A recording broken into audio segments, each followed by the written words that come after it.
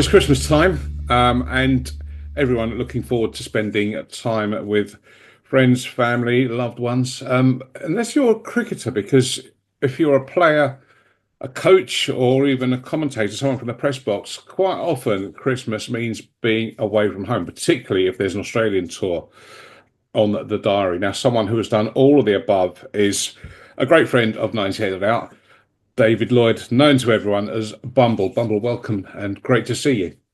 Yes, Merry Christmas. Yeah, yeah. So I wanted to talk to you about touring down the years and what it's like being away from home. Touring has changed quite a lot, probably since when you were a youngster first playing the game to when you ended up sort of covering the game from the press box. What do you think are the biggest things that have changed over those years? Looking at the England team now, it looks, apart from the Ashes, that they get back home for Christmas and New Year. I think that's pretty evident. The other thing, there's been a slight shift in that I think it's important that families share, that they can get to whichever venue it is at Christmas if teams are away. There's certainly evidence of that, either as players, as coaches, or media.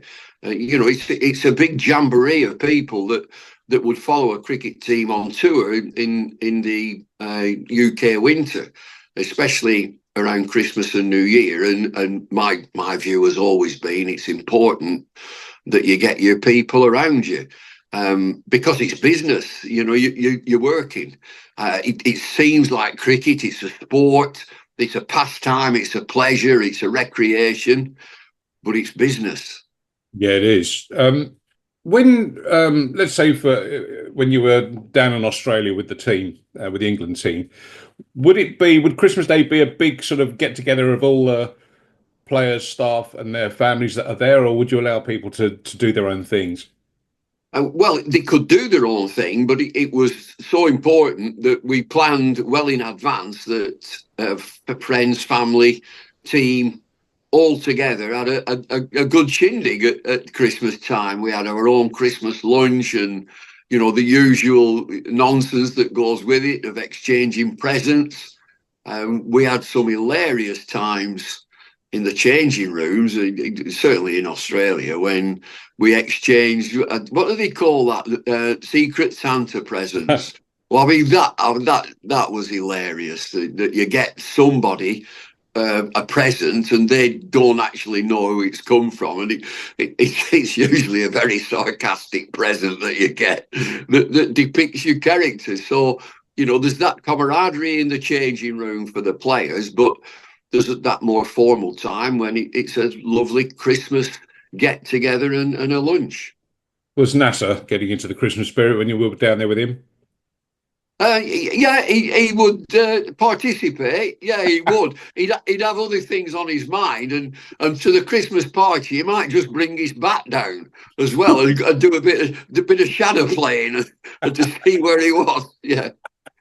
But as you say, I mean, it's different these days where, quite often with the tours, with the exception of Australia, that people get home for Christmas. But winter tours, you don't have to go back that far. They were very sort of onerous events that there was a lot of travelling involved. I mean, I'm thinking back to, well, I'll go back before yours and my days when, back to the Bodyline and whatever, where, you went on a ship down to Australia and it took weeks and weeks to get there, and travelling around somewhere like Australia took time, and you were away from home for quite a long period of time. But it got better, but still, probably I would say up until maybe the 80s or the early 90s, it was still a case where you couldn't really get home, or families. It was difficult for families to get out and join their partners that were on tour. Yeah, well, it was extreme touring, and going back to the time on the ship when the players went out there, there's another. In my mind, going back to when I toured in 74-5 out to Australia, and to go economy class and with a lot of people smoking on the aeroplane. I've never smoked. I think it's a filthy habit, but people on that aeroplane for how long would it take? 30 hours, 36 hours to get to Australia from London, um, in the back of the aeroplane. That's always stuck with me. It's one memory of that tour, that being a non-smoker, you were glad to get off and get a bit of fresh air. At the various stops, they didn't go straight through. That's for sure. But getting back to that business, it is business, and at that time, it was accepted. It wasn't something that was important about mental health of the players or the little bit of management that was there. But again, going back to the media, that I was lucky enough that I had some good mates in the media, and again at Christmas time, the media, and we'd have little groups, and they'd invite you to their do. It was quite nice. Yeah, it's I was talking to Nick Knight a couple of years ago, and it just sort of struck me then the sacrifices you have to make that maybe people don't notice so much, particularly from the media pack, is that he was spending Christmas locked up in Mumbai, and he was covering for Sony the Indian tour of Australia, and for various reasons, I think budget being one of the higher ones, that they wouldn't send a team down to Australia. So they had to sit in Mumbai and cover it from there. And so he was spending all of Christmas pretty much sat on his own in a hotel room when he wasn't in the commentary box. And I seem to remember during lockdown that you and others at Sky were stuck in London and commentating remotely on various overseas games. Yeah, I mean, that's no fun from what you describe about Nick. That's no fun at all, and that seems to be a little bit where the world at the minute, that broadcasters are doing things remotely, i.e., from their own studios, which cuts costs dramatically. The travel, the hotels, the expense, and so from a broadcaster's point of view, it's cost effective. For you as a commentator or summariser, it's a nightmare because you're not there. You're not getting the experience. It's sterile. It's a sterile environment, and so it wouldn't appeal to me at all. I mean, I've been out of it now for 2 or 3 years, and I'm not too unhappy about that. Because I can see the way that it's going. My own view, whether I'm old school or not, I think you need to be at the venue. You get the sniff, you get the feel of the place, and you've an ear and an eye to what's going on, and you're picking things up. And you get into, when you're commentating, as you know, you get into a zone. You're in your own little zone, and you rise and fall with the game. And I think you can only do that if you're at the venue. Yeah, I think you're right, and yeah, it's a physical thing, isn't it? Sort of feeling the atmosphere and the conditions, and just the noises of the crowd, and just hearing bat on ball or ball Yeah, on stump. yeah, that's the whole package, really, and the fun of being there, and the camaraderie and the friendships that you make, and you've got to do the job bang on. You've got to be A1. And I think when you're at the venue, I've done it. I know that there's a lift. Is it, when that first ball goes down and you're there on comms, get it right, get that first word out. If you're in a studio, which is hermetically sealed, I think they call it, and there's no windows and there's no air, it's just a bit of a job. Yeah, yeah. Now I'm a bit of a cricket badger, as you know, and I love reading cricketing autobiographies and stories from down the years, from the greats and the good of the game. Um, and over the sort of 50 years or so that I've been interested in cricket, there have been so many characters and so many larger than life figures. Um, but I just think in this day and age, it's impossible to do some of the things that I've read about or recount some of the stories. You go to these dinners and there'll be some retired player who'll be telling you about jolly japes that went on tour, but don't seem to be happening so much these days because we're in that age of mobile phones. Everyone's got a camera. There's social media. Is the game worse off for that? Because to me, it's great to hear some of these stories. Well, I agree with that. That it's a wonderful sport for storytelling. is cricket, and the players are a little bit cocooned in their own little environment, and you don't see them that often. And there's a lot of money around it in the game as well. And one of the lads who I had the privilege of sort of being around has just got the job at Kent as head coach, and that's Adam Hollyoak. And Adam would be out and about, come on, leading the charge. We're going out and about. We're getting amongst it. We're getting a feel of this place. Particularly, we went to Pakistan, and I've somewhere on my phone, I've got a picture of Adam Hollyoak riding an elephant. And, with players around him, Dougie Brown and one or two of the media. So I have, fond memories of that sort of camaraderie with players, and talking about the media going back to 74-5. Right now, there's the media and the players, they're miles apart, really. They do the job, they play the game. 74-5, when we get to an airport, playing each stateside, there'd be a bus waiting for us. We'd get on it, and the media, we'd all get on the same bus and go to the hotel, and they'd all be staying at the same joint. So you might think, well, it must have been a big bus. No, there'd be 15, 16 players, 3 support staff. That's it. That's it. No more. Just 3. And then the media would get on, your Crawford Whites, your Peter Lakers, lads from yesteryear, are great revered names. Chris Lander, whose nickname was Crash. So, it was a good time. We had a super time. We lost cricket matches. Well, why do you lose cricket matches? Because the Oppo are better. It's as simple as that. They're better than we are. But it doesn't stop you doing your very, very best, and you come up short, and that's the way of the world. You win and you lose. I seem to remember a football match going on, probably in Australia, between the press pack and some of the England camp. I think, were you a coach in that football game? Do you know what I'm talking about? Yeah. I was in the media at that time. I was with Sky. Yeah. We played it a couple of times, a couple of visits. We played Perth Glory.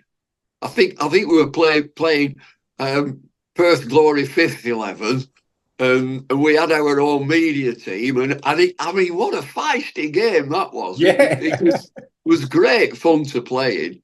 And we had rolling substitutes. We had a squad of about 19, and I would bring, you come off a minute, and then he'll go on, and we were just rolling substitutes. So, you make your own fun, and you make it as light-hearted as you can, and enjoy that festive time. But there was one, and the infamous 90s tour of Zimbabwe, where the media were giving us heaps. They were right on our back. And the team, in the wisdom, decided they weren't going to the press Christmas party. The media Christmas do. We down tools and said we ain't going. Oh, that caused another stir. They were off again, giving us another pile. Yeah, Paul Newman, who's a good mate of mine, he used to be at the Daily Mail. You know him well. Yeah.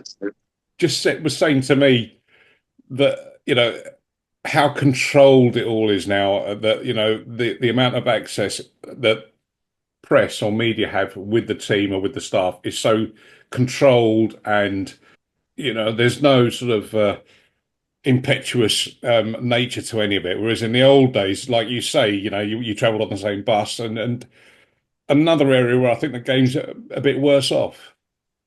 Well, you'd have your mates in the media as well. I'm talking about yesteryear. I've no doubt that the players now will have media colleagues and friends that they would spend time with. I don't know. I'm not in that environment, but we certainly did. You'd meet in the bar after the game, and you'd have a yarn and have a chat, and just go about your business. But I know what Newman is saying, that there is a real control to it now.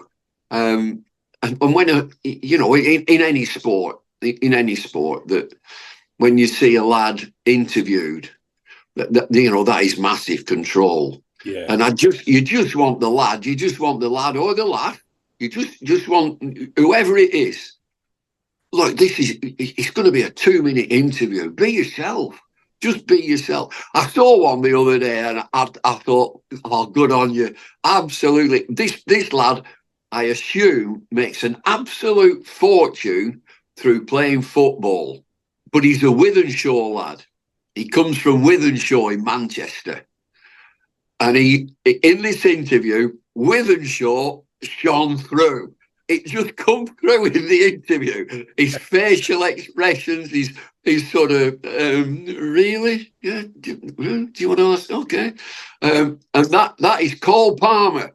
Cole Palmer from Chelsea. A Wythenshawe lad playing for Chelsea. Now, there's a massive book.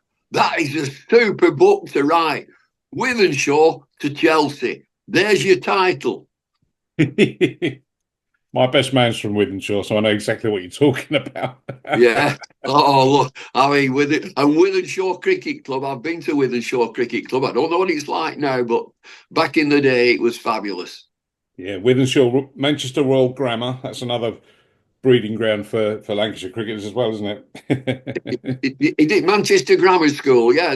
Atherton went there, and if anybody says to Atherton that you're posh, he said, I'm from Newton Heath. Yeah. And it's one of them. Newton Heath is one of them places, if you go to, you'll have to fend for yourself. Wasn't Manchester United originally called Newton Heath? It was. Yeah. The colours were green and yellow. Yeah. Yeah. Maybe they should go back to that. Well, they've got a new manager now, so they'll have to see what he can do. Because they like changing managers. Yeah. Well, good win on Sunday, so yeah. There's hope. There's hope. Yeah. Tell me, when you were coaching the England side, and you're away on tours, and you had a few lively characters under your wing in those days. Did you feel an obligation to rein people in, or just tell them to be careful, or curb their exuberance? No.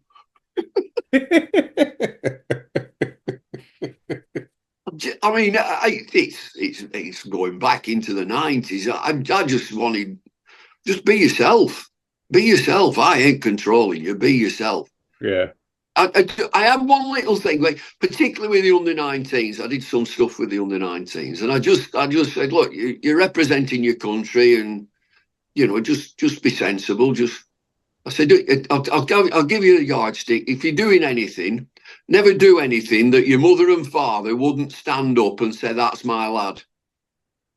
It worked. It worked. I mean, you talk about lively characters. My lads, unless we're missing a lot of things, we had good captains. We had good seniors. Alex Stewart, Michael Atherton, Adam Hollyoak. We got good leaders in the team. Angus Fraser. We got good lads. They were solid. You lose cricket matches. We didn't have central contracts. They were coming from county cricket and playing for England a bit, and then going back to the counties. But solid citizens, and just be yourself, mate. Just do what you do. You might get one or two complex characters. You'd have one or two lads who would be doing their own thing in their own way. Mark Ramprakash was a fantastic player, fabulous player, but he would be doing his things his own way. And Nasser would be doing his things his own way. You can't actually stop that. You don't want to, because that's how they want to be.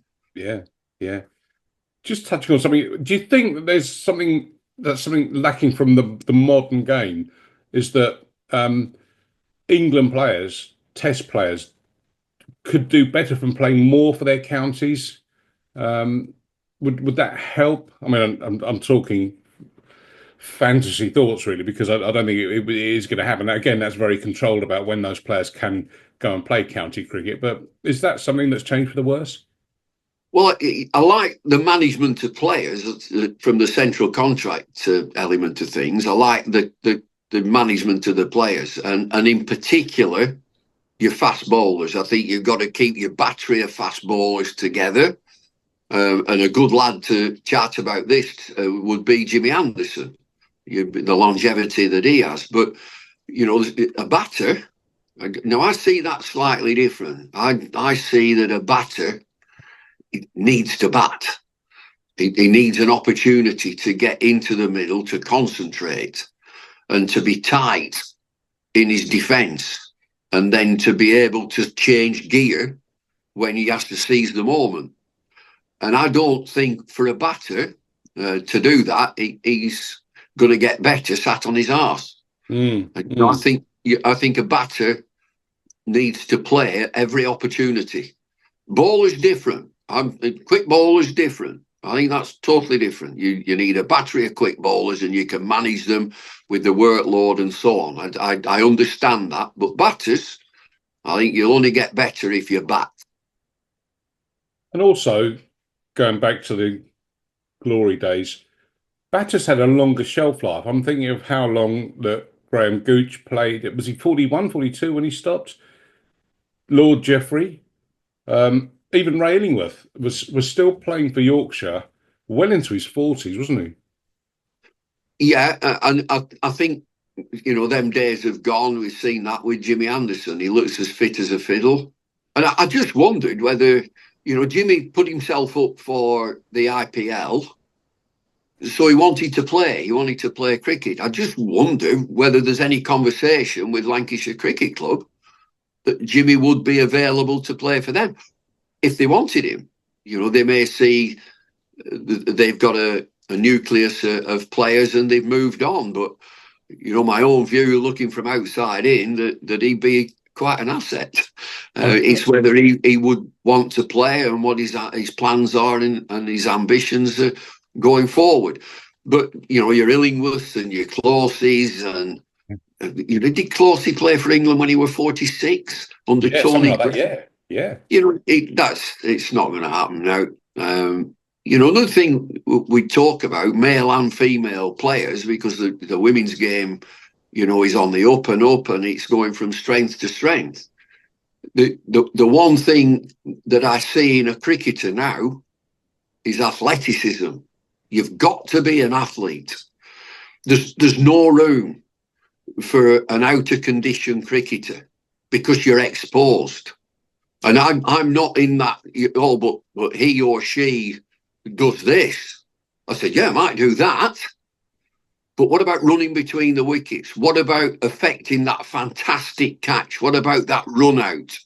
Changing a 1 into a 2? If they can't do that, they ain't playing.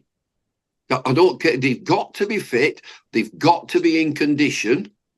And athleticism is the name of the game for cricket now. Yeah, you're right. That was something that was levelled, probably unfairly, at some of the women that took part in the recent T20 World Cup was conditioning.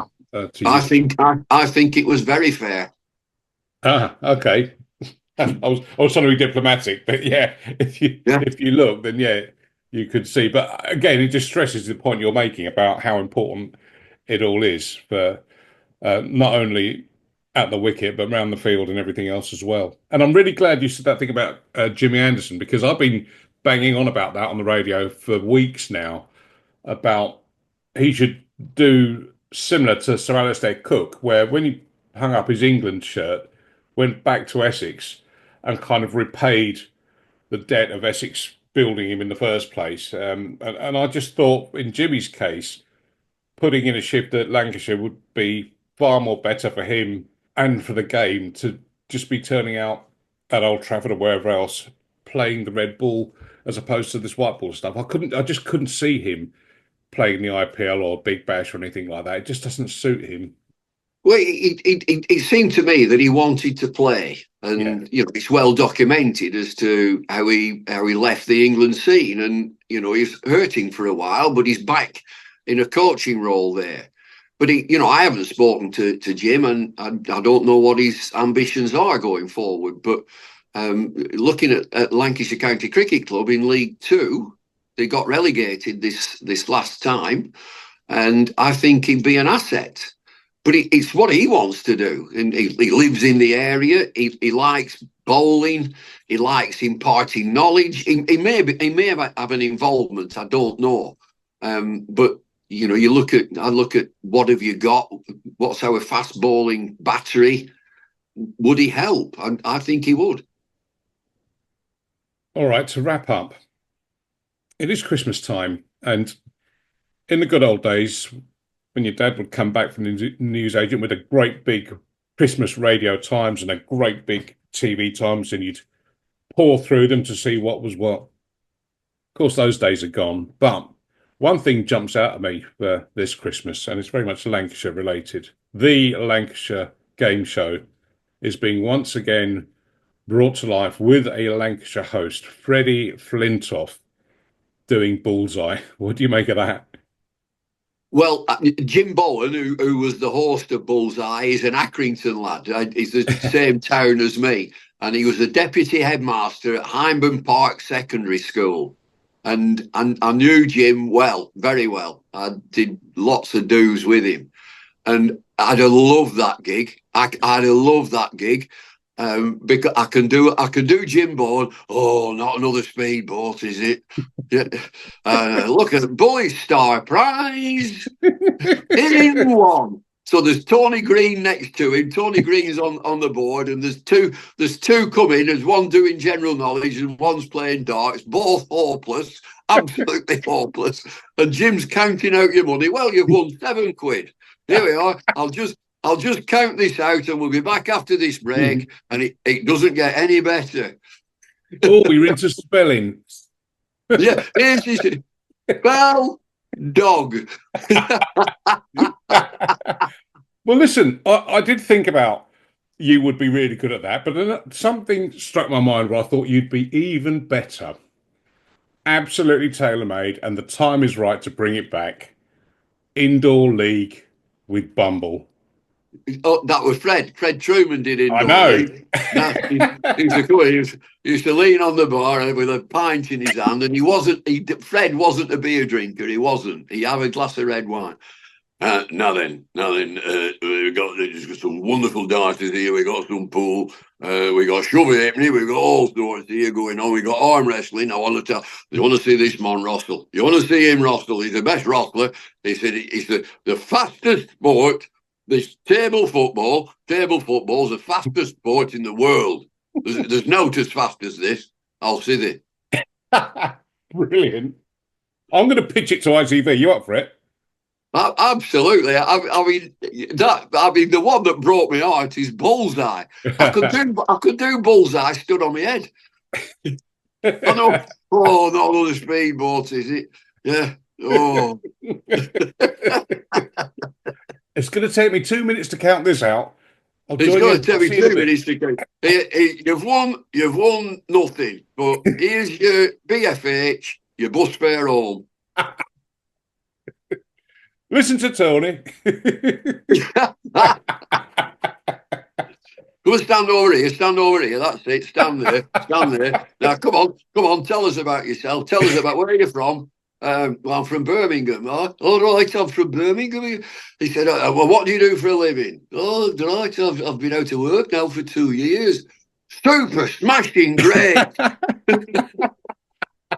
No, I mean, the general knowledge that they were for a 6-year-old. Questions was the darters were missing the board completely. And all the old biddies in the audience as well. Lovely. It was fantastic. I knew Jim. I did gigs with Jim. He was adopted. He was an adopted lad, was Jim. Ah. And his surname was Roberts. Yeah, and he took Bowen as his wife's name. She was a Bowen, so he took that name. Oh wow. Yeah. Wonderful memories. I think Jim's name, going back, I think he was called, not Robert. Did I say Roberts? I didn't mean Roberts. I didn't forget that. Williams. I think he's called Pete Williams. Ah. Which is the same name as Robbie Williams' dad. He is Pete, but Robbie Williams' dad's stage name was Conway, Pete Conway. And if you look on social media, he is Papa Pete. There you are. I'm giving you some info now. Papa Pete. Well, I'll give you one back. I know Go that on. Jim Bowen lived in a disused railway station, didn't he? Up near Carnforth, up just outside the Lake District. That's where he Yeah, lived. yeah. And initially he lived in Burnley Road, Accrington, behind the old Accrington Stanley Peel Park ground. Crikey, what a programme we've got here, Darren. Yeah, yeah.